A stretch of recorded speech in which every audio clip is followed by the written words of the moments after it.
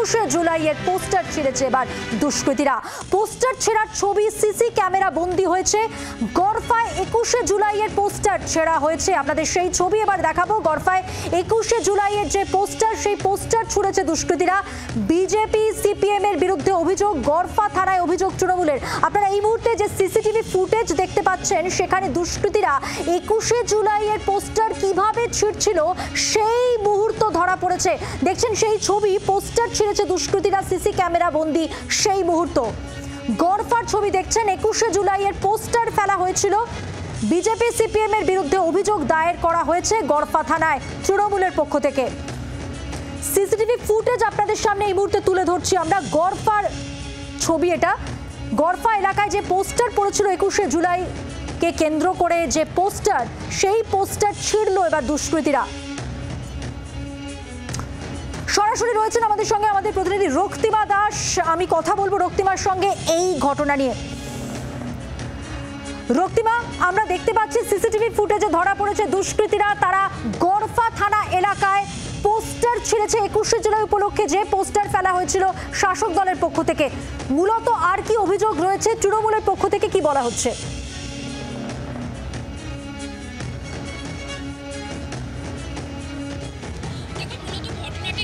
গতকাল রাতে এবং আজকে সকালে উঠেই যখন স্থানীয় তৃণমূল কর্মীরা তারা সেটা দেখতে পান এবং এলাকার যিনি কাউন্সিলর, 106 নম্বর ওয়ার্ডের কাউন্সিলর অরিজিৎ ঠাকুর, তিনি নিজে ঘটনাস্থলে যান এবং খতিয়ে দেখেন। এবং দেখো, যে সিসিটিভি ফুটেজ সামনে এসেছে, সেই সিসিটিভি ফুটেজ কিন্তু সেই এলাকার যে পার্শ্ববর্তী যে বাড়িগুলি রয়েছে তার সিসিটিভি ফুটেজ।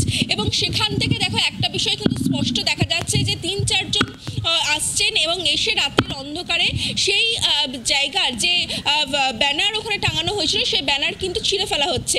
দেখো, এই ঘটনাটি ঘটেছে মূলত 1টা নাগাদ, 1টা থেকে 1:30টার মধ্যে ঘটনাটি ঘটেছে। দেখো, কারা ঘটালো গোটা বিষয়টাই কিন্তু ইতিমধ্যে গড়ফা থানা তারা তদন্ত করতে শুরু করেছে। ইতিমধ্যে তোমাকে জানিয়ে রাখি, লিখিত অভিযোগ দায়ের হয়েছে, কাউন্সিলরের তরফ থেকে কিন্তু লিখিত অভিযোগ দায়ের করা হয়েছে। এবং সেক্ষেত্রে দেখো, একেবারে সরাসরি অভিযোগ করা হচ্ছে বিজেপি এবং সিপিএম এর দিকে। যদিও এলাকার যে বিজেপি বা সিপিএম যারা রয়েছে, প্রতিনিধিরা যারা রয়েছে, তাদের তরফে কিন্তু এই বিষয়ে কোনো রকম প্রতিক্রিয়া পাওয়া যায়নি। তুমি জানো যে সামনেই 21শে জুলাই, সেই জন্য কিন্তু গোটা কলকাতা জুড়ে পোস্টার ব্যানারে ছেয়ে ফেলা হচ্ছে, প্রত্যেক বছরই যা হয়।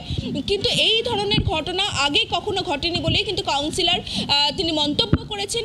সেই জায়গা থেকে কারা এর পেছনে রয়েছে, কি উদ্দেশ্যই বা নিয়ে তারা এই কাজ করেছে, কার মদতে করেছে, গোটা বিষয়টাই কিন্তু পুলিশের তরফ থেকেও খতিয়ে দেখা হচ্ছে। মধুবন্তী, ধন্যবাদ রক্তিমা। অর্থাৎ এই যাবৎকালে এই ধরনের ঘটনা দেখা যায়নি এবং তৃণমূলের পক্ষ থেকে এটাই বলা হচ্ছে। এবার কি কারণে, কোনো চক্রান্ত কিনা, সবটাই খতিয়ে দেখছে পুলিশ। স্থানীয় তৃণমূল নেতৃত্ব কি বলছে, আসুন শুনে নিন।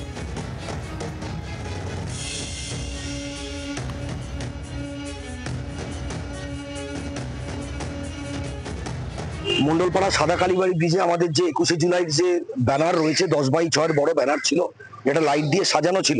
সেখানে ওই ব্যানারে মাননীয় মুখ্যমন্ত্রীর মুখ পুরো দুঃখভাবে কেটে ফালা করে দিয়েছে।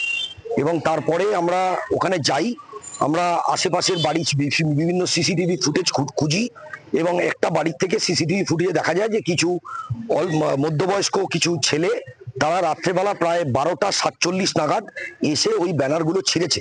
আমরা গড়ফা থানাতে অফিসার ইনচার্জের কাছে একটা ডেপুটেশন দিয়েছি দলের তরফ থেকে, যে এর বিরুদ্ধে যেন ব্যবস্থা না হয়। তার কারণ 106 নম্বর ওয়ার্ডে এ ধরনের নোংরামি আগে কোনোদিনও হয়নি।